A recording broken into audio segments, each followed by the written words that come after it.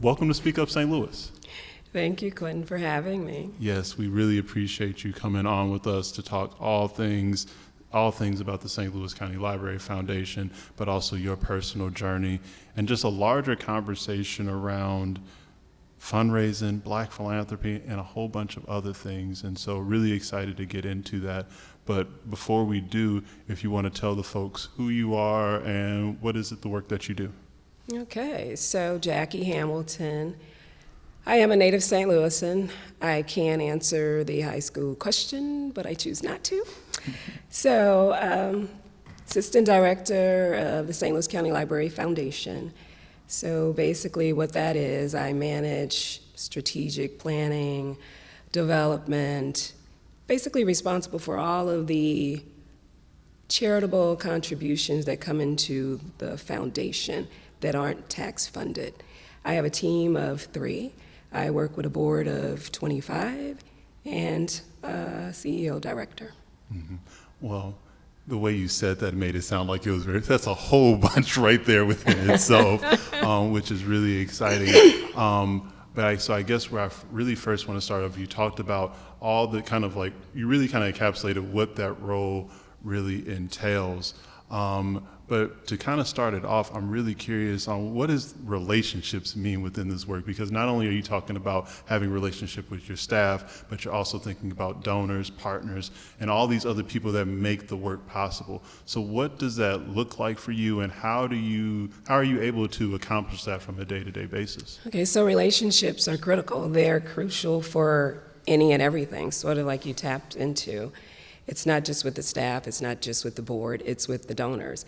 And relationships have to be retained, sustained, new, ongoing. You can't just talk to them once and think that's done. You have to constantly cultivate and steward them with whatever that means for each individual donor prospect per se. Everybody's different, so you have to figure out what works for them. Dinner and lunch might work for some. Some may not want to even talk to you. They just want you to call them once a year and say, hey, I have this opportunity for you. They may want to fund it financially, they may not. They may want to use their time and talents. They may want to say, I want to volunteer.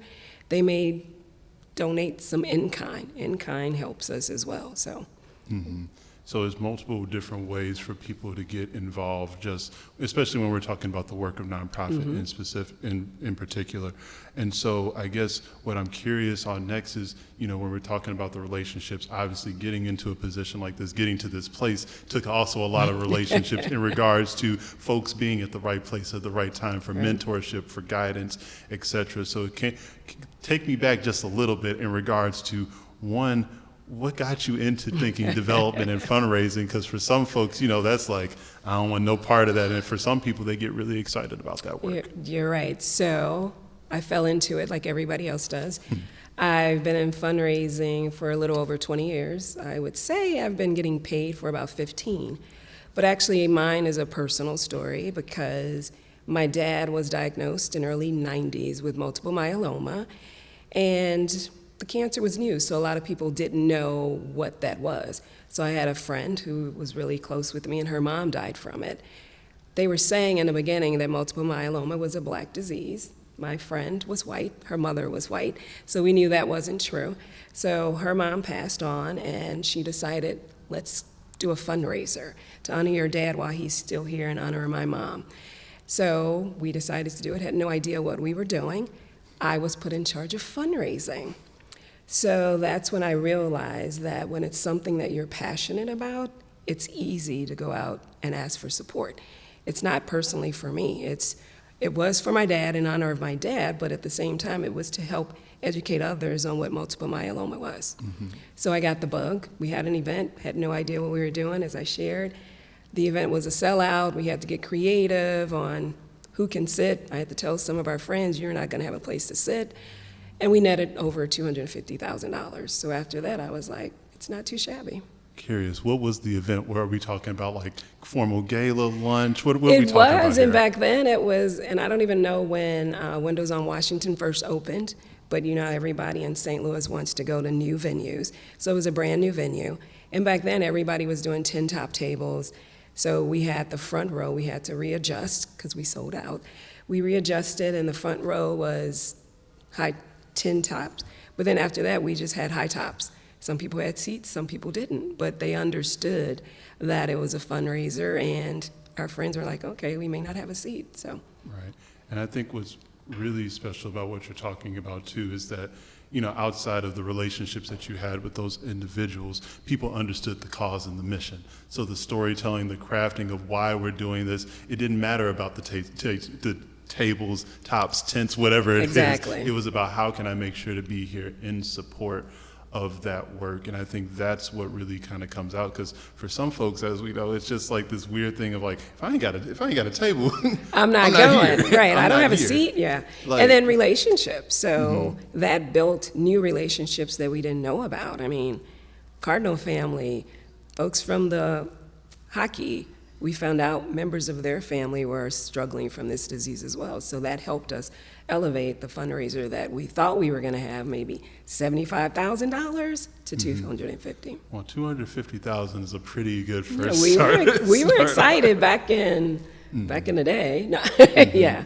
So then what were some of those, I guess, back end things, like looking back at that now where you're like, wow, we did that, but there was a much better way for that? Because I think also what I hope too is as folks are listening, because, you know, there might be some potential or current fundraisers that are Yeah. listening to the podcast, as well as like, what are some of those things where you're like, yeah, I wouldn't do it that way again anymore? So I talk with my team all the time about everybody thinks fundraising is just about events, and it's not.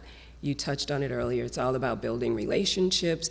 It's about closing the deal however you can, but necessarily when you have events, it's so labor intense. And my staff would tell you, I do not like hosting events all the time because it takes us away from other things.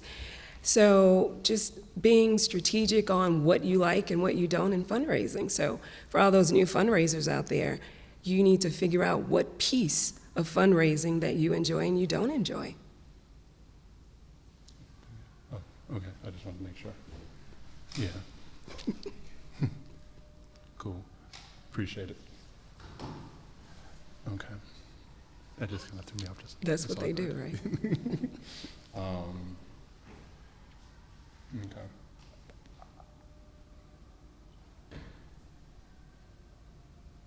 Okay, I know where I want to go. So you wrapped up just talking about the relationships. Okay, cool. 3, 2, 1.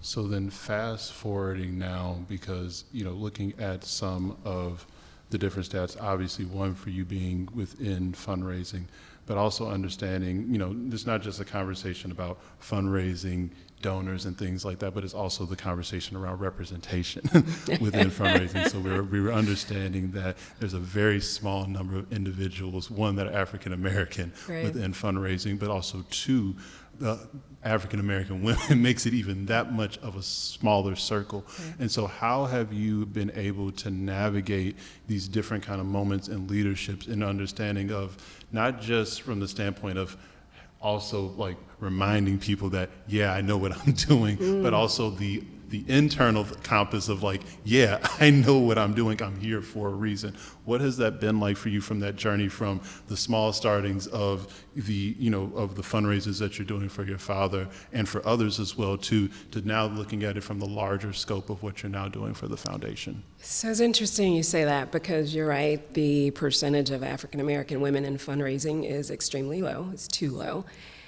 First of all, people don't even know fundraising is a professional career. So getting people to understand that. So when people hear that I fundraise, they're like, what do you mean? You get paid to fundraise. So getting that message out that yes, it is a profession. Yes, that's how all of these programs function. You have to get that message out first. And then where I started in the beginning, I had a support group, first of all, that kept me sane when I thought I didn't know what I was doing, but the numbers were showing that I did, but then I still had to say, knock on the door and say, hey, I do know what I'm doing. It was like, how do I explain it? It was, you have to keep your support group there for the sanity checks, being male, female, black, white, and all of them aren't in fundraising because the percentage is so low. But when you think you've done a great job and then the messaging gets back that you didn't, You have to keep them close to keep you sane and to keep you motivated to keep doing the fundraising. I love fundraising. So for me, it's different for others because when you like what you're doing, it doesn't deter you. Now, don't get me wrong, I've gotten pissed off and I've gotten like, I'm not doing this anymore. Why do they think this? But then you think about why you're doing it. The why is always crucial. And I'm doing it because I love giving back. Like I said, I love fundraising. It's all about building relationships. I love talking to people, trying to figure out what makes them tick. I don't take no as a no. It's like, okay, what can I figure out to get you to say a yes next time? And how do I get you involved in some capacity? And we touched on this. It doesn't necessarily have to be monetary, although when you give me a check, that does help our programs. But if you share with me some connections and get me into the meeting room to talk to them, that helps. And in kind, folks don't realize that if we have to rent a space for an event that may cost $5,000 or $10,000, and if they tell me you can have this space for free, that helps our bottom line. So all of that are things, just trying to get folks to understand. All of that is part of philanthropy. And, you already touched on some, that idea of, the 3 T's, time, talents, and treasure. It's something that has always been shared with me, especially within my limited time of nonprofit work, Right. but also just the larger conversation of there's so many other ways to give back. And I think you touched on it. Not only do you have a passion for what you do, you also have the understanding, like the strategic pillars of how to do it as well. And so when you're thinking from the standpoint, to shift it a little bit towards what you're doing with the St. Louis County Library Foundation, and as the library, at least from my perspective, the library is having a shift right now, where it's not just about libraries, but it's about the broader social services that are involved with being able to actually service communities, because at least in my thought is, why would I come to the library if I'm hungry? Why would I come to the library? Right. All these other things are barriers for me to actually be able to gain this knowledge or other services that you all provide. And so how has that shifted the way that you all maybe talk about the work, or in the sense of engage others to be able to accomplish the work that I feel like is really innovative in how you all's approaches? So first of all, we try to have everybody understand that we are more than books. We're like a community hub. We're a safe space. And a lot of people don't understand that. But when they come into the library, they're like, oh my goodness. And just even with me, Quinton, before I came to the library, I did research because I've been community driven. And I was thinking, is the library really gonna be community facing? So before I accepted the position, I went to all of these 20 branches that we have, and they were all packed. Because again, another question was, are libraries gonna be obsolete? No. They are packed with the creativity and innovation, because of what you said, it's not just books. If you're hungry, you can go out and get summer lunches. If you're needing a computer or a Wi-Fi hotspot and you don't have it, the library has all of those things. Social workers, that's the biggest thing that we've just started now. We have 5, we need more. So what happened was, when George Floyd and all of this happened, people were saying, we're not comfortable having police in the libraries. And they were right. And then the police were in the underserved branches.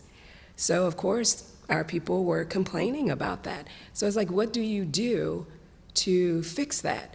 So that's when the social worker program first came up. So we've been talking about this for over 2 or 3 years. And we were like, the library staff's not qualified to talk to people that are acting out. And everybody that's acting out is not a criminal and does not need the police to be called on them. So by putting the social workers in the facilities, it frees up the library staff to do library work, and then it allows the social workers to have a one-on-one with the patron that's acting up, saying, why are you acting up? What's going on? Let's talk. And so the social workers can find out, I'm hungry. My kid does not have clothing. I'm getting ready to get evicted. I can't pay my rent, and a host of other things. So the social worker program is a win-win for everybody. And it made people more comfortable, because now, whenever something happens, staff's not calling the police. Right. Don't get me wrong, I'm not against the police, but there's a time and a place for everything. And that's not the police's expertise either. So bring someone in where it's their expertise, they have the patience, they have the time to sit and see what's really going on. Right. And I appreciate what you said about expertise, because that's something that at least myself and my colleagues are having at work right now, is how do we make sure that we're having the experts, the right experts at the table? Because a lot of times what happens is, and as you know, sometimes we make decisions in cubicles rather than actually being in the community to be able to make sure that we're actually talking to the experts on the situation. Because, I'm fortunate enough to know that, hey, I can go home, I have food in my pantry, and that's a great thing. But so there's a barrier where I'm one removed from the situation that I'm trying to serve at. And so being able to really understand the people that you are serving. For instance, myself being the example of Lewis and Clark Library. Absolutely. Love that branch. Yes. The Metro Market goes there. Small plug, Wednesdays 3 to 5. Go check out the Yes. Metro Market bus. Absolutely. Really excited about that partnership. And it's been, it's been there a lot, the last 3-4 years, to be able to see how community members come to that stop, and how it's not just because it's more than just groceries like you're talking about with the books. Yes. It's a sense of fellowship that also happens on site. And so we're very appreciative of that opportunity to be able to come where community is already going.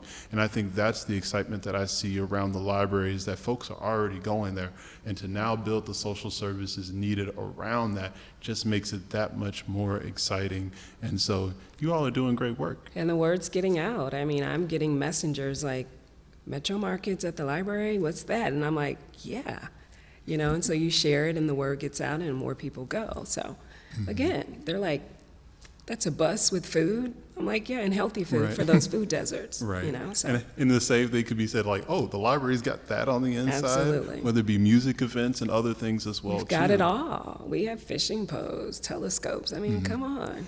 Now, I'm curious, because I know there's a suite of things that you all are finding, finding ways to raise funds for, getting people, new partnerships in. Is there one in particular that, outside of the Metro Market, we're not going to be biased, but is there any events that are coming up, programming that's coming up that you're really excited about that you can at least tell us about? Wow. So we are getting ready to host the Great Gatsby Extravaganza. Nice. So, yeah, it is. So I don't want to say gala, but we haven't had an official gala since 2019. The pandemic stopped us from doing that, so we were getting creative. So now we're going back to the Great Gatsby, August 26th, Saturday. It's going to be a little different, not the traditional tabletops totally. It's going to be some lounge seating. We're going to come in Gatsby theme. So it's going to be a little bit more unique. Unique dining experiences. So food's going to be passed around instead of you going to a buffet, or instead of it just sitting at your table, not the traditional chicken and fish. So it's going to be a unique experience that we're hoping will catch on with others, and our board and staff will like it so much that we continue to do it. It's at the Riviera and Chesterfield, right at Boone's Crossing, in between the factory and the main event. So we're excited about that. It's going to be pretty exciting. And our Dow Bennett is our presenting sponsor, so hats off to them for continuing to support us in the Millionaires Club. For sure. And then also, I guess, for folks that might not be well versed with the foundation, what is this? What are these funds that are being raised? What are these going towards? What is it contributing to in regards to the work that's happening in the community? Okay, so the foundation funds basically are for our literacy and our community support initiatives. So basically, the library is tax funded, but we cannot do everything with those tax dollars. We have author events, we have like Born to Read programs that we fund, coding 101. So basically, it's sort of like we look at us as the bookends. We have things from babies to adults.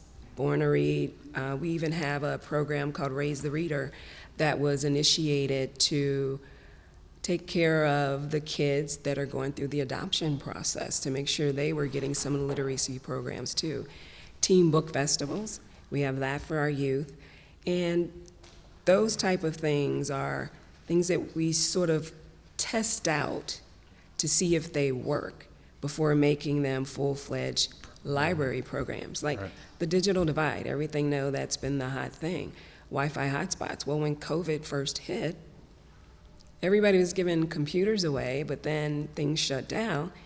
Believe it or not, everybody was coming to the library, teachers and everybody, but when it shut down, they did not have access to internet. So went back to funders and said, thanks for the computers, but how about Wi-Fi hotspots? So we partnered up with a couple of funders there, Ameren being a big one of ours, and they were like, okay, here's some hotspots. So now, a couple years later, you can go to the library and check out Wi-Fi hotspots, or you can check out the bundle, which has the computer and the hotspots. So those are things that the foundation supports. And again, there will be a host more social workers we started. There are a couple of other entrepreneur programs that we're working on now. Yeah, I think what's really exciting is the collaboration and partnerships to be able to do the work. So it's that understanding of here's an idea that we might have, but understanding we may not have it internally within the library. And so how do we work with different partners to be able to bridge the gaps? Because like you said, how a computer's great, I'm appreciative of that. Right. But if I you don't love have it. the internet to Right. do it, you just gotta you just Right. got a screen. You can't do it. Yeah. You can't go any further than that. And so I do think that's powerful to be able to tell that story in a way that motivates. Like, I don't know if the right word is motivate, but I'm going to use that right now. You can correct me if there's a different word for that, to be able to say that that is something that they want to attach, themselves to in the effort of being able to support what's going on in the community. Well, I think funders now like to see the collaboration.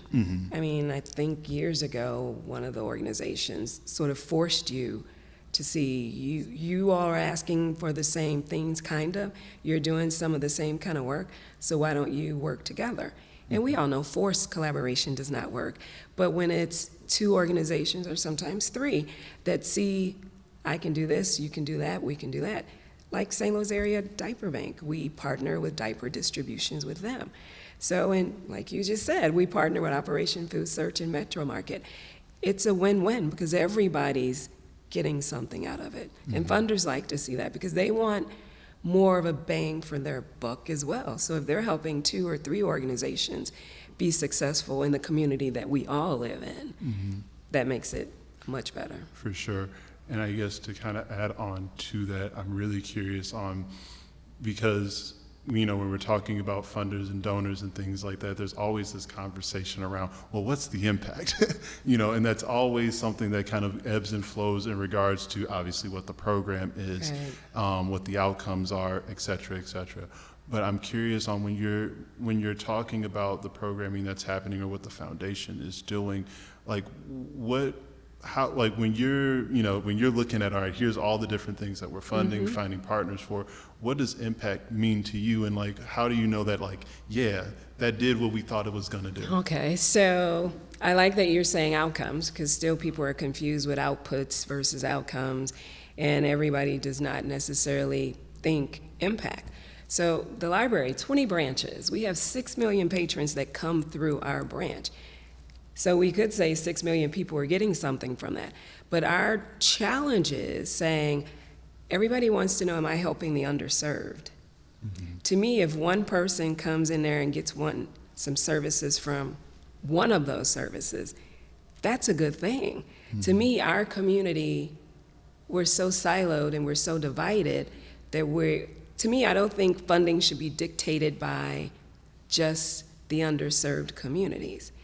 We want to help the underserved, but if we can't show 1,000 kids from the Natural Bridge branch were served by this, we're put at a disadvantage.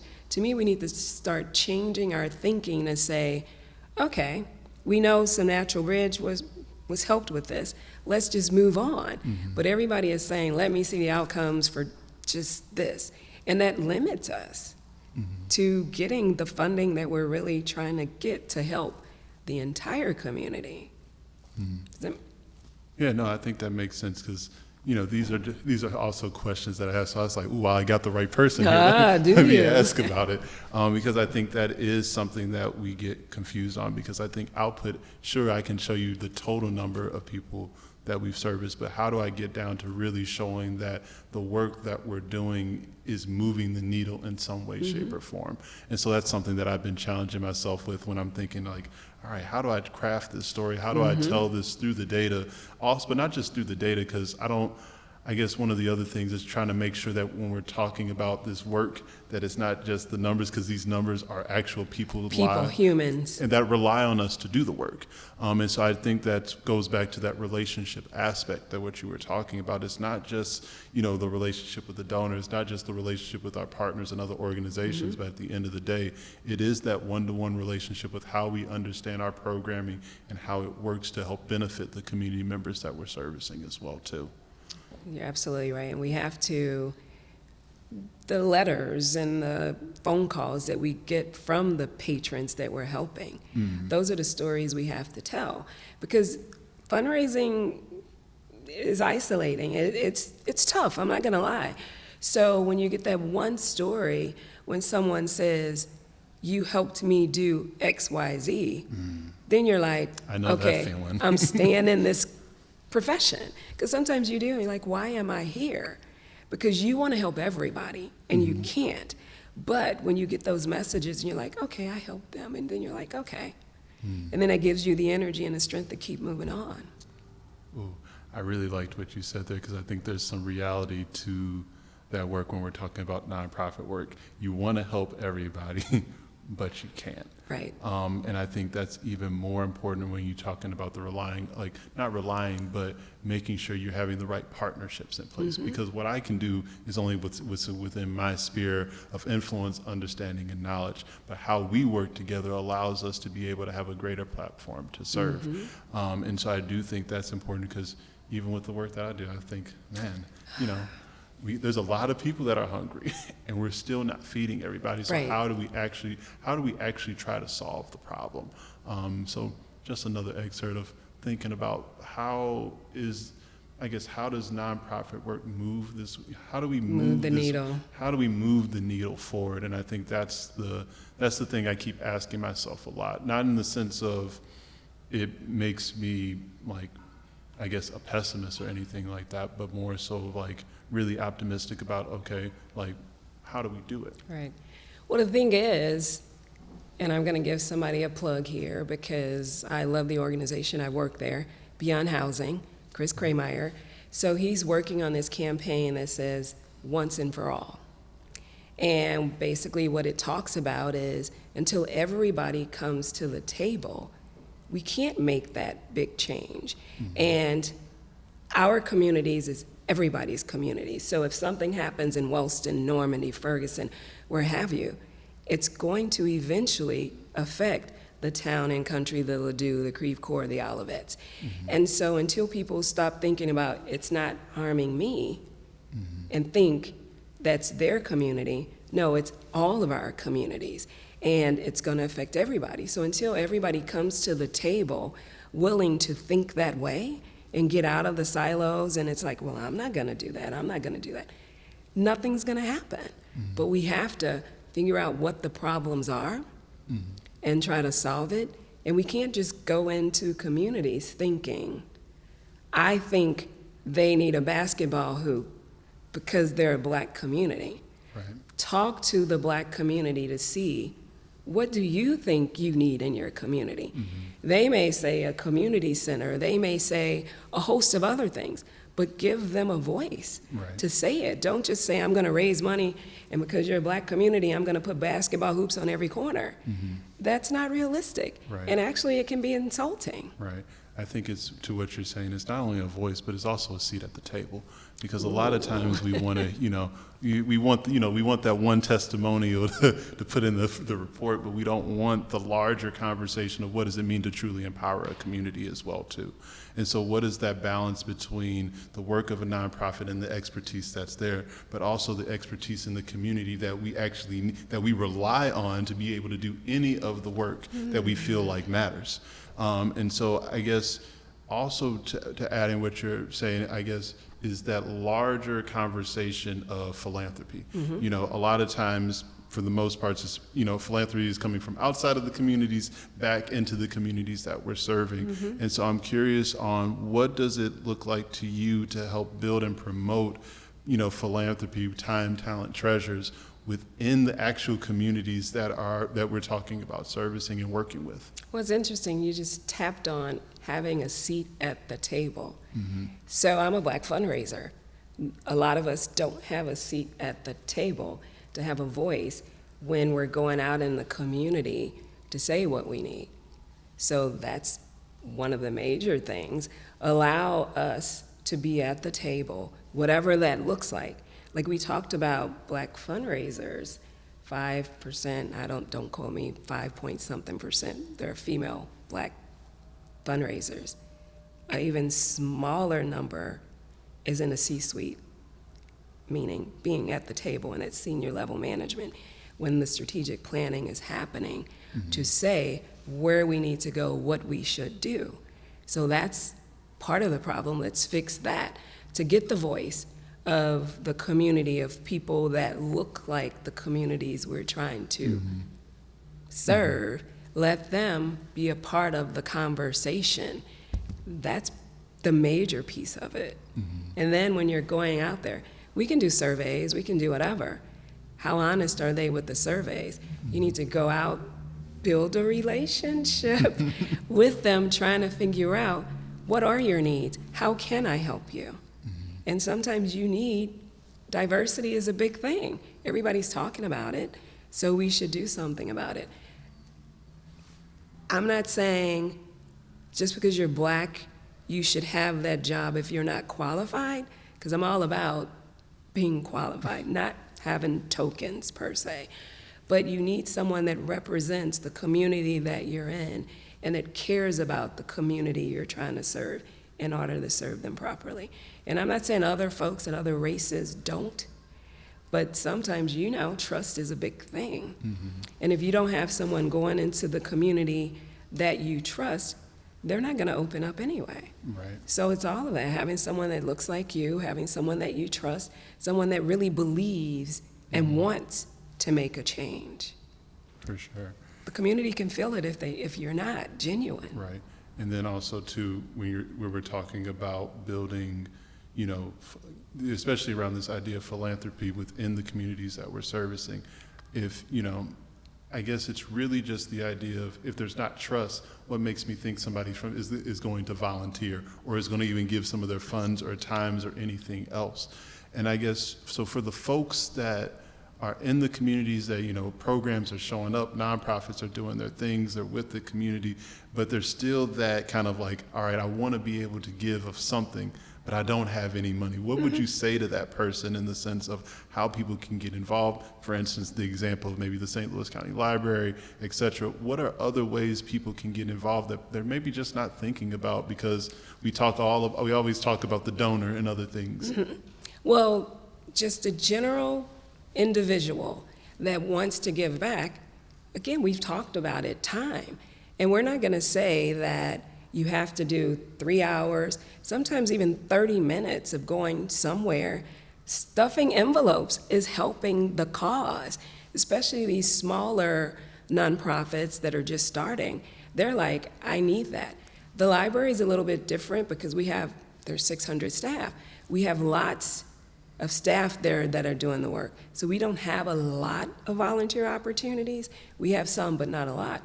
But I'm just saying, if you want to volunteer, you don't have all the time. We have to be mindful of that because we know you're working. Some of our community people are living paycheck to paycheck and they can't get off work or what have you.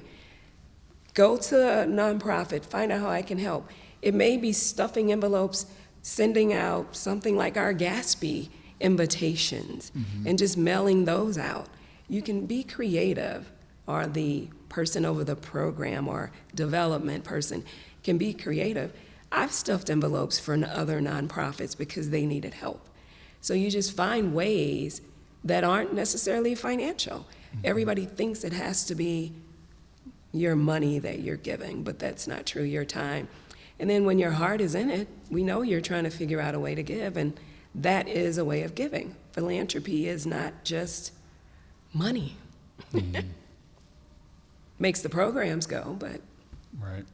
So to bring it even closer to home, specifically with Black philanthropy and the culture of it, what is the culture of Black philanthropy in particular to St. Louis? What are you seeing? What is? I'm gonna leave it there. What is the culture of Black philanthropy in St. Louis? all right. So newsflash, Black people do have money. What? So a lot of folks think Black people don't. So you have to ask. And you have to be respectful the same way you are to other donors. So you have to give them a program that you want them to fund or some initiative that you want them to fund, but you have to have the conversation, just like with any other funder. That's where we start off with some of the problems. We think, because we're Black and we're friends, that we don't have to give them outcomes and impact. You just go to them and say, give me $1,000 check or what have you. St. Louis is extremely philanthropic. Black people are philanthropic. They do view their dollars differently. I mean, reality is, Blacks don't necessarily have the support that other races do, so we're more tight with our funds. Could I also add that we don't have the generational capital as sometimes. I'll say it. I'll say it. Don't worry, I got you. I'll say it. We don't have the generational wealth or capital as others do as well. Right. So we're more cautious with it. But the biggest thing is, in anything philanthropic, if you don't make the ask, you're not going to get the money. So I say, go and make the ask. And the other thing that's terrible, but everybody thinks because you're Black and you're in philanthropy that you're supposed to go and bring all the Blacks to the table to give. That's not true. Just because I'm Black doesn't mean everybody wants to give me Black money. I want them to support me, yes, but your mission still has to align with what their funding priorities are. What their funding priorities are, not yours. And if they don't fit, don't get upset if they don't, but then don't go talking bad about them either because they didn't give to you.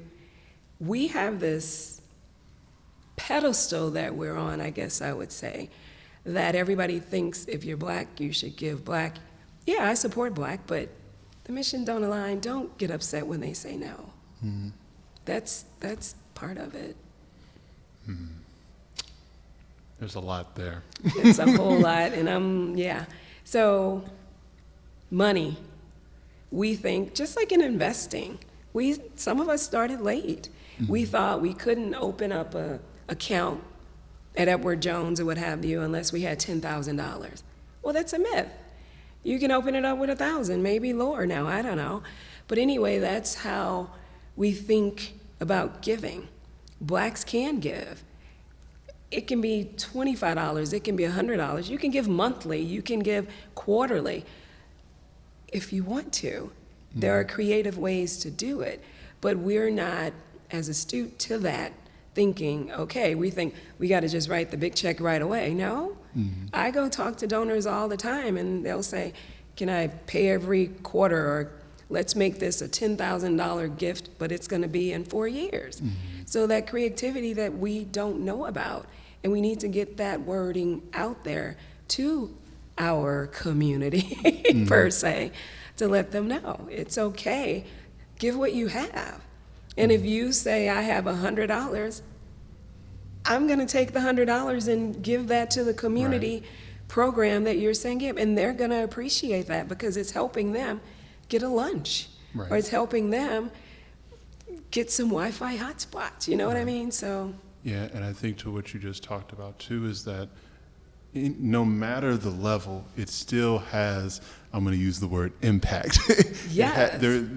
It's not as if, if I just even gave $5, it doesn't do. No, that nonprofits use every penny to make it work. Yes.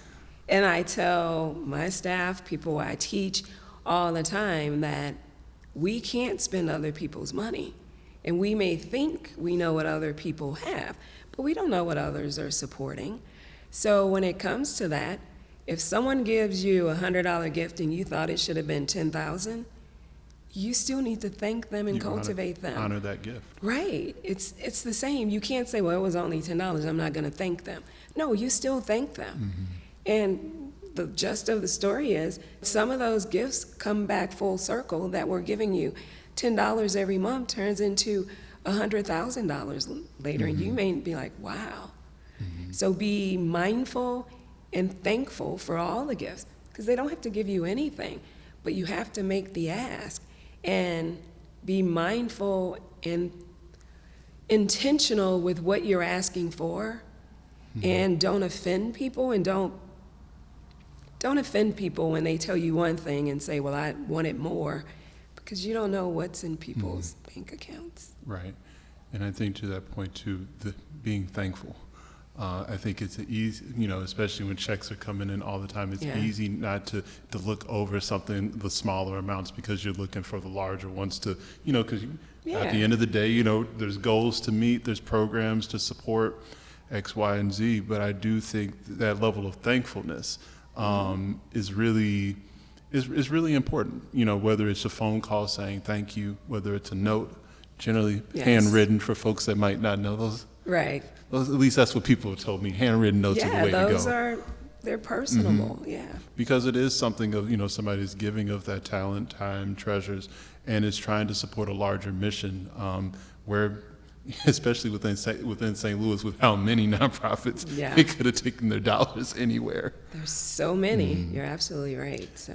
And then the other thing, which I think is speaking on a much larger conversation as well, to nothing we have to really dive into, but it is that that understanding of that financial mentorship, of understanding that, great parents, great family around me, but I was never it was never a thing like, from an early on stage of saying, oh, I need to be giving back, or I need to be thinking about giving back as well too. And so I'm curious on how do we maybe do a better job around that culture as well too, because we know the things that we do well, we know the things that are how we need to start beginning to thinking about engaging, but how do we get more people to start thinking about that at an earlier state so that it's not as foreign to, where it's like, oh, now I'm older now, so now I want to start giving back. Right. How do we start really creating and cultivating that culture of giving back, not because somebody told you to, but because you want to. Well, it's the right thing to do. It starts in church. I mean, think about it. We all go to church and we're giving, and we don't think about that giving, but it's the same thing. And I started off fundraising at Eden Seminary, but it starts with church because that's your first foray to it. And then you're buying candy bars, you're buying Snickers or pizzas from your school. So it's starting, but they don't realize that that's philanthropy. You're buying those things, you're giving your money, or you're using your time to go knock on those doors like we used to. We don't knock on the doors anymore. But we used to go knock on the doors, will you buy some popcorn, will you buy this? That was it. We just got to instill that back into them and make people understand that is philanthropy. It is. I don't know how many pizza fundraisers. Yes. I just had a whole I almost forgot about those candy bar fundraisers. I just sold so many almond crunch bars, the caramel bars that came in the blue boxes.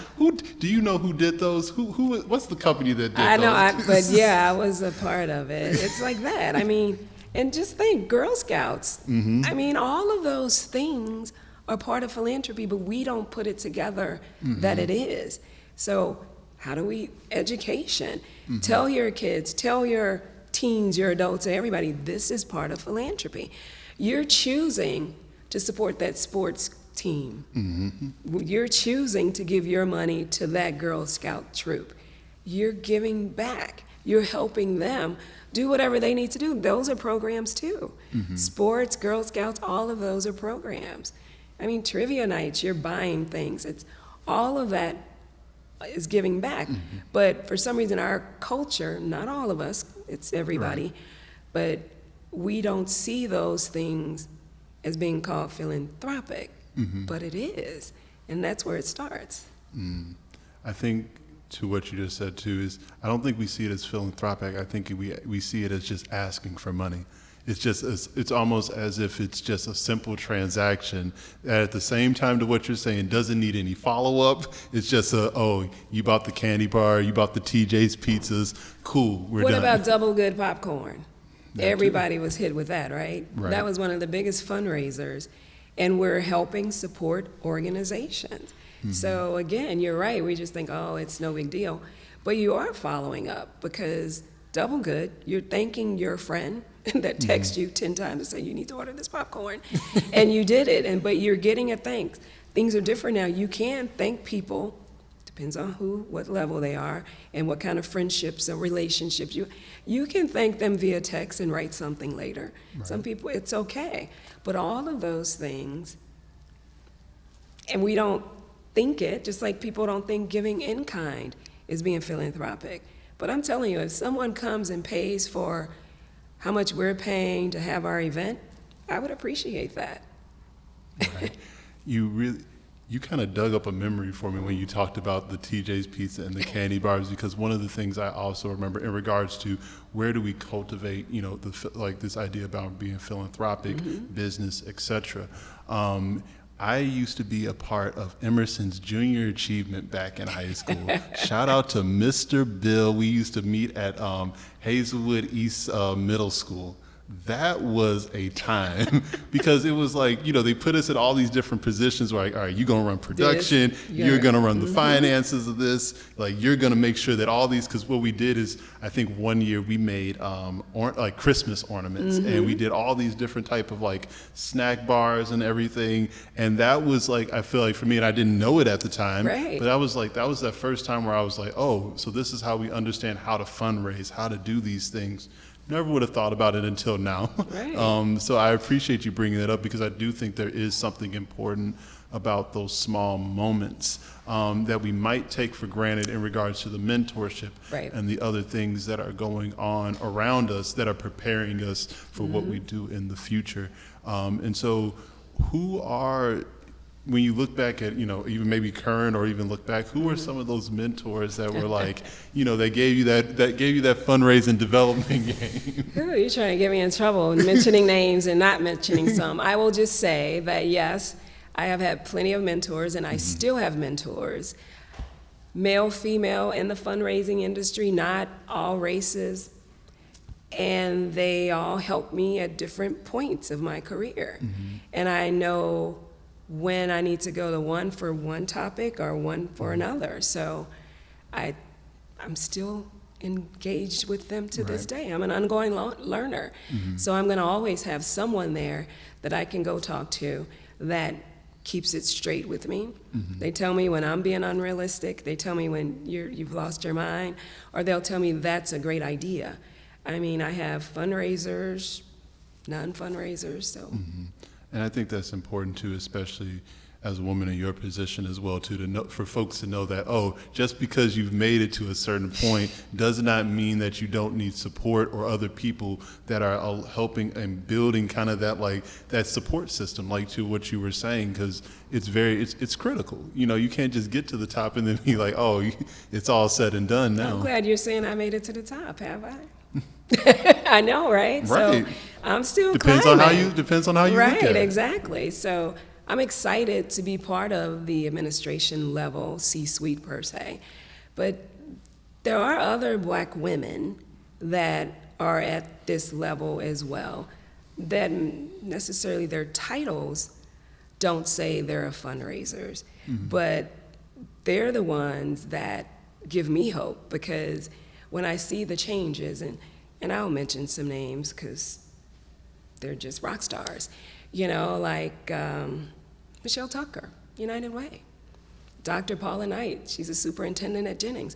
I mean, we have so many Black women, Cheryl Jones, the list can go on, but it's like, when I think about what are we doing in the Black community, we have so many powerhouse women that are doing it, which may not have the title as fundraisers, but mind you, their titles do dictate that they need to understand fundraising. Right. And they have their hands on the pulse to make their organizations continue to hum. So they have to. Adrian Bracy's. It's like there's so many that I can name. St. Louis black women leadership right now. I don't know if It's that. just the I don't. hot. And I understand like at times that like has not always been a thing. Right. But I feel like at least recently you talk about the amount of black women leadership, like, and not just small like the Big organizations, right? And It's I don't want to get in critical. trouble for not mentioning everybody, but there's so many powerful black women now, and that gives me hope. That gives me, that motivates me, saying we're going in the right way. Direction. And I can't leave out my girl Charlie Cooksey, because she's one of the younger ones, and I'm so excited when I see the younger women doing it too.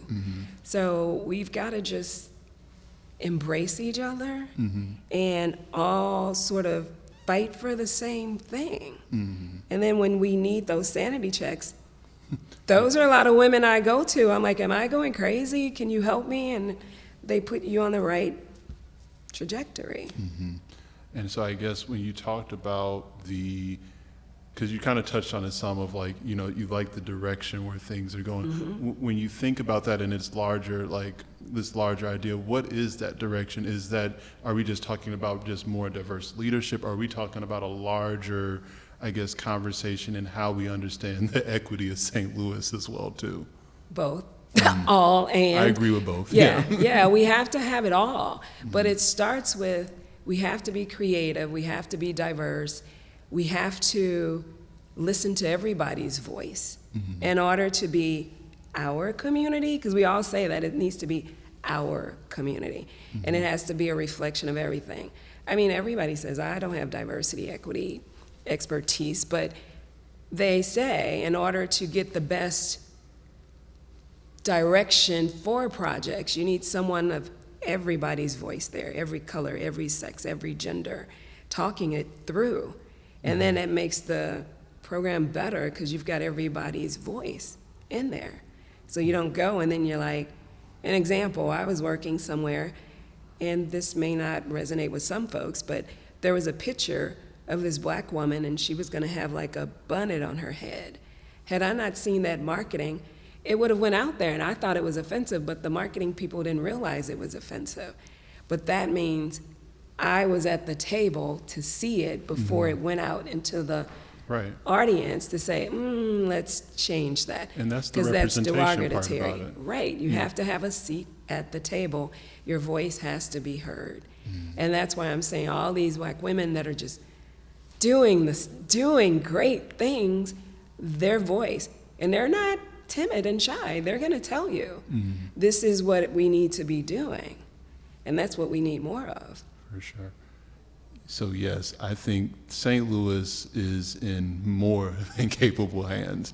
I think especially from, like you said, all these different nonprofits, companies as well too, that are being led by black women. I think especially when we're talking about in regards to where St. Louis is going, especially around social services, I think that's really important. And so as you all are leading the way, per se, what does that look like in regards to, one, not only reaching back and making a way for others, like what does that look like for you in regards to giving back from a mentorship level, but also making sure that, hey, this door stays open for the next black woman that will be the next leader of said organization as well? So I do mentor. I enjoy mentoring. I normally have between 5 or 7 individuals that I'm mentoring at the time.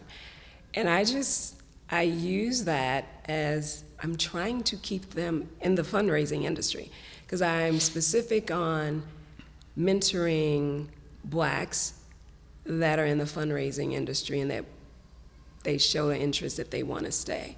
So I'm still trying to cultivate them, creating opportunities for them and sharing the good, the bad, and the ugly with it. I listen to what some of their daily concerns are, and I try to demystify the myths out there of what some of the young black fundraisers are going through, because I went through some of it. I was fortunate to have a good support system, so that's what I'm trying to do with them.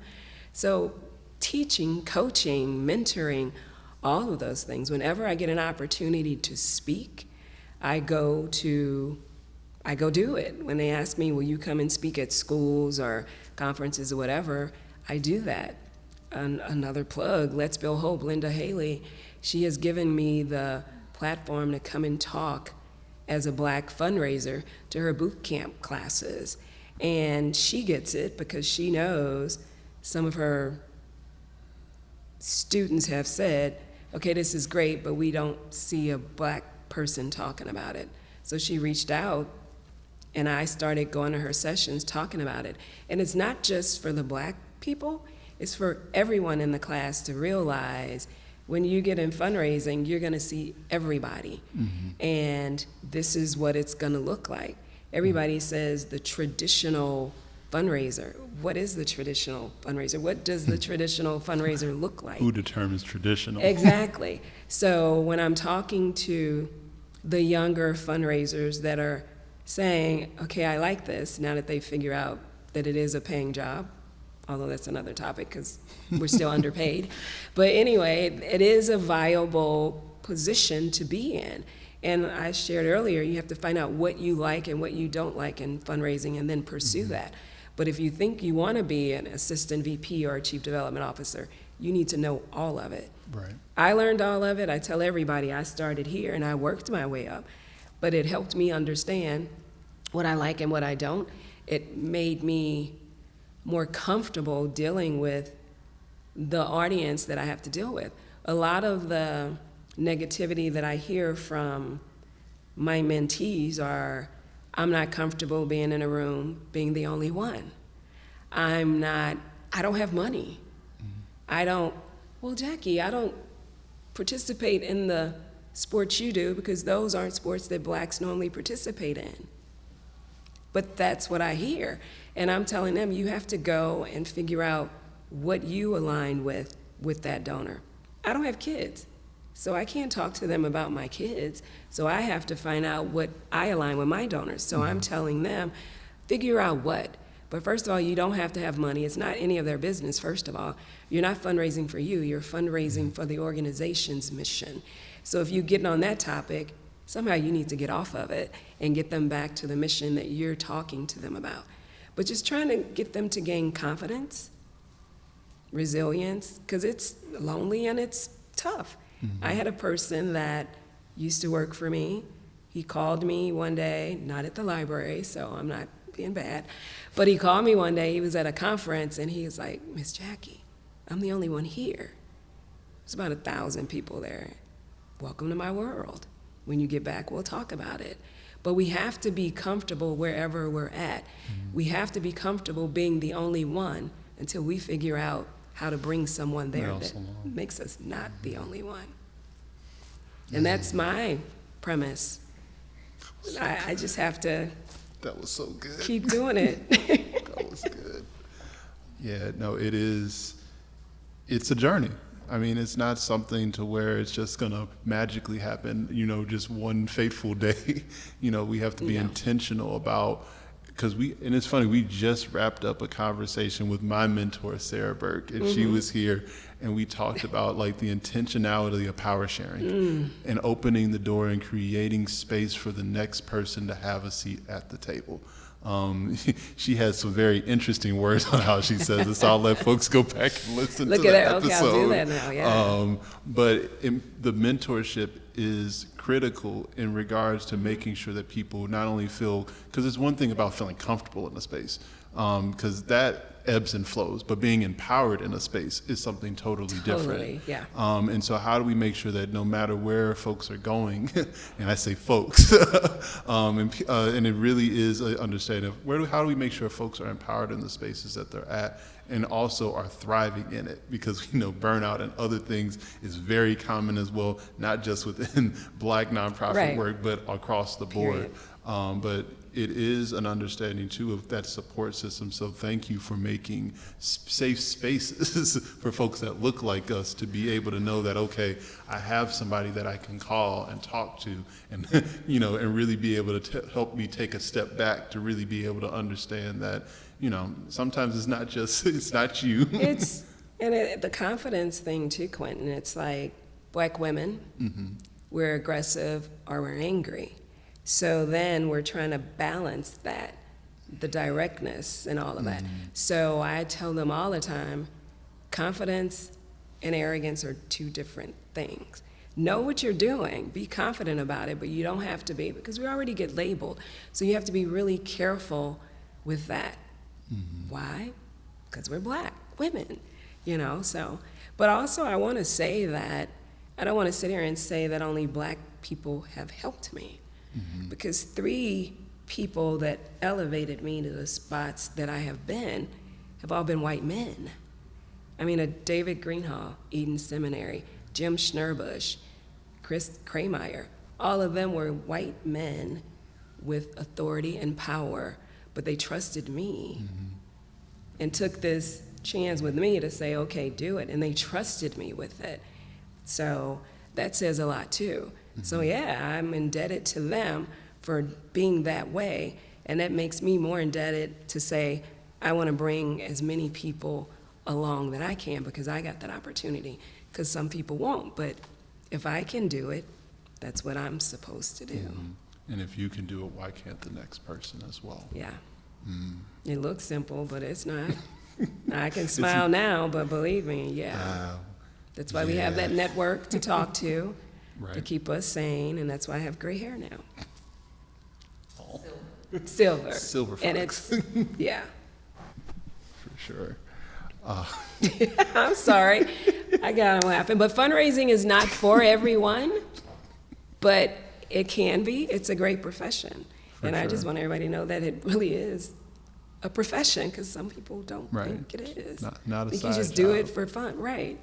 I'm like, yeah, I'll do it for fun too. But to me, it is fun. It's the best job ever. I get to take people out, figure out what makes them tick, and hopefully come out with some kind of time, treasure, or talent, or some money. Right. Generally getting money to support the great work that's happening at the St. Louis County Library Foundation. I got there. It's a mouthful. I made it through.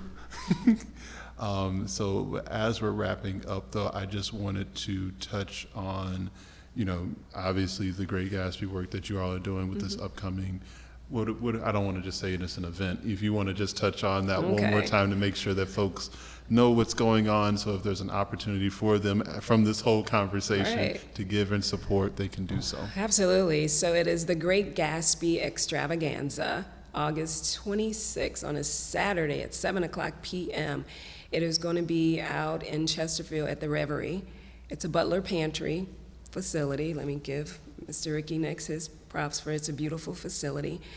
And there are opportunities still for tickets and sponsorships. It's going to be a great, unique opportunity. Themed, Great Gatsby, dancing, some special little treasures that evoke that theme and everything. For sure. And where can people go to get more information on that? Foundation website, foundation@slcl.org. Or call Jackie Hamilton.